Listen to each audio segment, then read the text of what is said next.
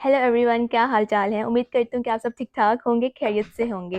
This is Maham and welcome back to my another brand new vlog in life of desi American girl. दोपहर के almost 1:30। तो बस मैं ऐना को उसका खाना खिला रही हूँ। इसके बाद खुद कुछ खाऊंगी। तो फिर मैं आपको जो पार्ट 1 आपने देखा उसका मैं पार्ट 2 कंटिन्यू करूंगी कि बाहर से आने के बाद जो घर में पानी आता है उसके ऊपर हम क्या करते हैं कि वो पीने के लायक बनता है। क्योंकि ऐसे तो नहीं हम पी लेते, उसके ऊपर हमें कुछ ना कुछ करना पड़ता है कि वो साफ सुथरा पानी हो जाता है। तो बस मैं इसको जल्दी से खाना खिलाती हूँ, फिर हम अपना कंटिन्यू करते हैं।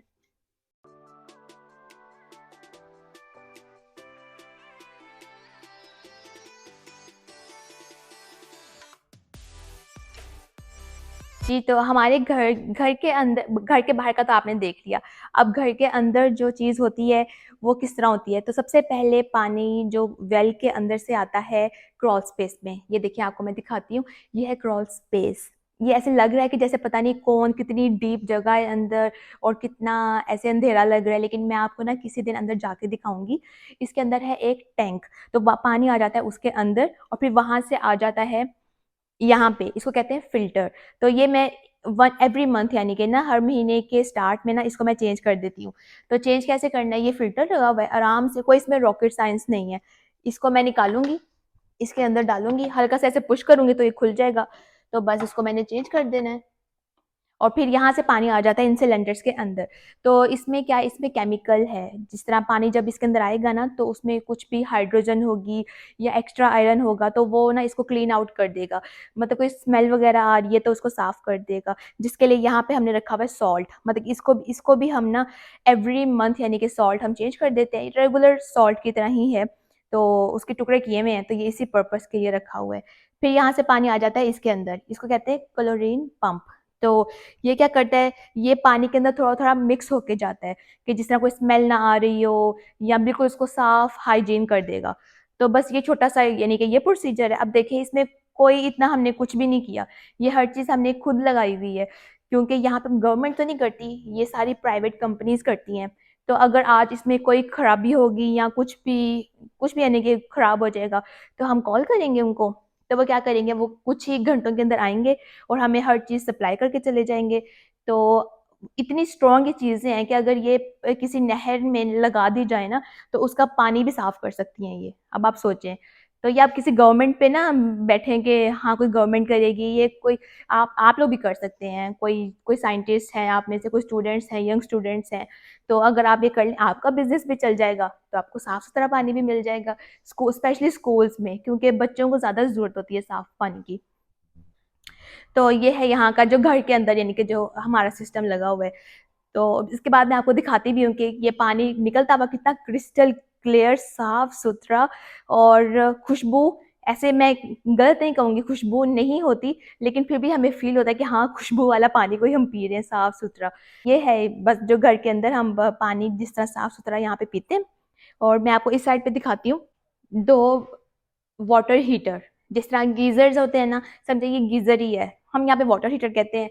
तो हमारे घर में पानी कभी भी, जो गर्म पानी होता है ना, वो कभी भी खत्म नहीं होता। क्यों? क्योंकि ये दो इसलिए लगाए हुए हैं कि जब एक से पानी खत्म हो जाए तो दूसरा यानी कि उसको ओवरटेक कर लेता है। तो इसलिए हम, जब से मैं यहाँ पे आई हूँ, क्योंकि मैंने आज तक नहीं देखा कि पानी यहाँ पे कोई गर्म पानी खत्म हो गया हो। तो उसकी रीजन यही है क्योंकि यहाँ पे हमारे ये लगे हुए हैं दो बड़े बड़े वाटर हीटर्स। मैंने कहा मैं इधर आई गई हूँ तो मैं आपको यहाँ यहाँ पे जो हमने चीज लगाई हुई वो भी आपको दिखा दूँ। अब चलते हैं उधर, एक घर का टूल वर्किंग स्टेशन। अब ये आप देख के अंदाजा मत लगाएगा कि हम लोगों की कोई रिपेयर की कोई शॉप है। ऐसा कुछ नहीं है, मजाक कर रही हूँ। होता क्या है, यहाँ पे जिनके अपने अपने घर है ना, उनको इस तरह की चीजें रखनी ही पड़ती हैं। मतलब कि उनको कभी भी किसी चीज की भी नीड हो सकती है। फॉर एग्जाम्पल, अगर यहाँ पे ये जैसे ये स्विच है, अगर ये खराब हो जाए, ठीक है, तो मेरे पास दो ऑप्शन है। पहली, या तो मैं लेबर फोन करूंगी और वो आके इसको सही करके जाएंगे और मुझे $100 चार्ज कर लेंगे। दूसरा, या तो मैं गूगल पे जाऊंगी, यूट्यूब पे जाऊंगी, कोई ट्यूटोरियल देख लूंगी, टूल्स अपने यूज करूंगी और सही कर लूंगी। तो मुझे कोई चार्ज नहीं यानी कि करना पड़ेगा किसी को भी। तो हम क्या करते हैं, हम दूसरे वाला तरीका करते हैं, इसलिए ये उसी चीज के लिए है। इसलिए यहाँ पे ना लेबर बहुत एक्सपेंसिव है। और मैं आपको बताती हूँ, जब से मैं यहाँ पे आई हूँ ना, मुझे काफ़ी चीज़ें करनी आ गई हैं। अब मैं सोचती हूँ कि अच्छा ये तो मैं कर सकती हूँ, वाओ! ये भी मैं कर सकती हूँ। और मुझे ये सब चीज़ें करके मुझे पाकिस्तान की लेबर मैं बहुत एप्रिशिएट करती हूँ कि वो कितना काम करते हैं। यानी कि हम हमें लगता है कि बस वो थोड़ा आते हैं और करके चले जाते हैं, लेकिन ऐसा नहीं है, उसके पीछे कितनी स्ट्रगल होती है, कितनी मेहनत होती है, ये अब पता चलता है। जब चीज़ खुद करनी पड़ती है ना, तभी हर उस काम का पता चलता है कि जब आप खुद अपने हाथों से करते हैं।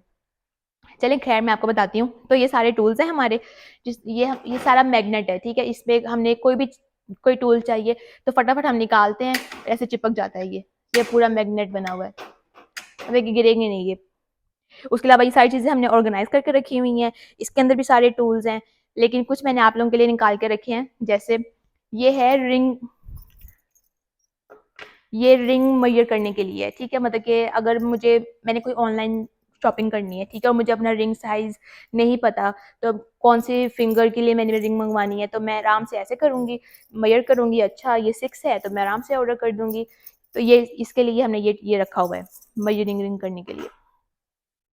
दूसरा, अब घड़ियाँ हम पहनते हैं, ठीक है? कोई ख़राब हो जाएगी, हम उसको कहीं रिपेयर करवाने के लिए नहीं लेके जाएँगे कि भई हमारी घड़ी के अंदर वो सेल डाल दो, ख़राब हो गई है। हमने ये टूल लिया हुआ है, ये इसके अंदर ऐसे एडजस्ट हो जाता है, यानी कि जितनी भी यानी कि वो घड़ी का साइज़ होगा ना, तो ये एडजस्ट होके ऐसे हम खोल लेंगे तो ये खुल जाएगा। कितना आसान है ना?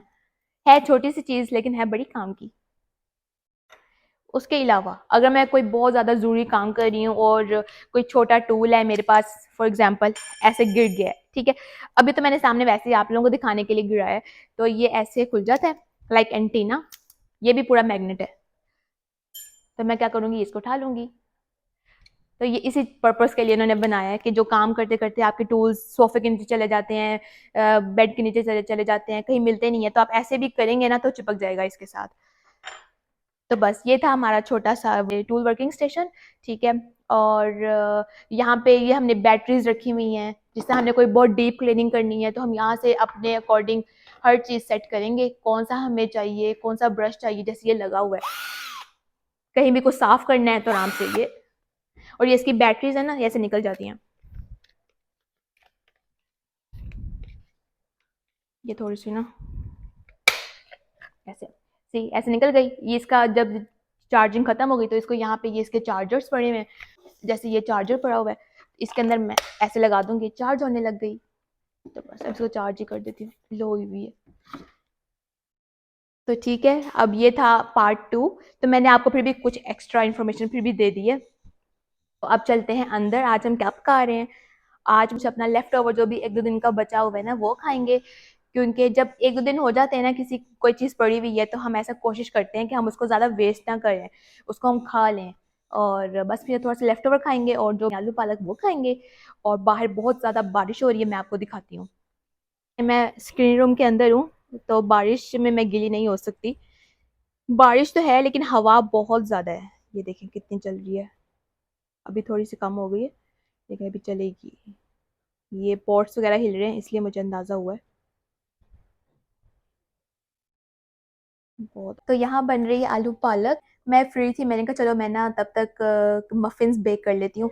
तो ये बस रेडी हैं, अब मैं इनको बेक करने के लिए बस रखने लगी हूँ।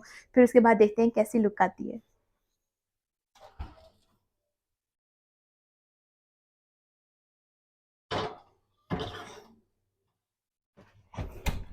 जब तक ये बेक होंगे फिर मैं आपको इसकी फाइनल लुक दिखाती हूँ, ठीक है? मफ़िन्स ऑलमोस्ट डन हो गए हैं, अब इनको बाहर निकालते हैं। ये रहे हमारे चोको चिप मफ़िन्स। इसमें मैंने कोई आर्टिफ़िशियल कलर नहीं डाला क्योंकि मैं नेचुरल कलर के साथ बनाना चाह रही थी। तो ये हमारे हो गए हैं डन। बहुत अच्छे लग रहे हैं, अब खा के पता चलेगा कि कैसा टेस्ट है। और इधर हमारी आलू पालक भी डन हो गई है। तो बस अब हम खाना खाने लगे हैं। फिर मिलती हूँ।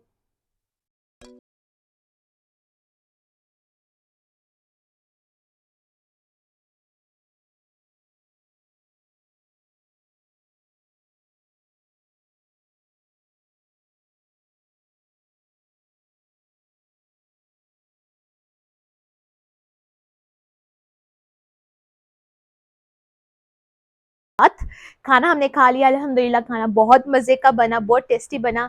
और अभी मफ़िन्स ट्राई नहीं किए। अभी हम चाय बनाएंगे साथ, फिर मफ़िन्स खाएंगे और बातें करेंगे।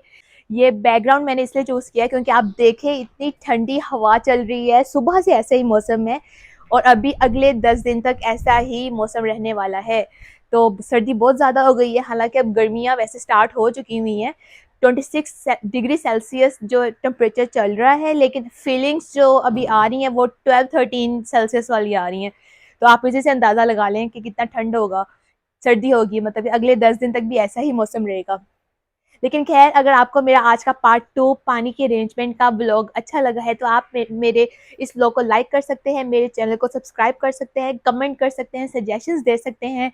डिसलाइक अगेन डिसलाइक कर ले, लेकिन उसके मुझे रीज़न भी बताएं ताकि मैं उसको इम्प्रूव कर सकूं। तो ठीक है, मैं मिलूंगी एक न्यू व्लॉग के साथ in life of desi American girl में। अपना बहुत सारा ख्याल रखें। Bye bye.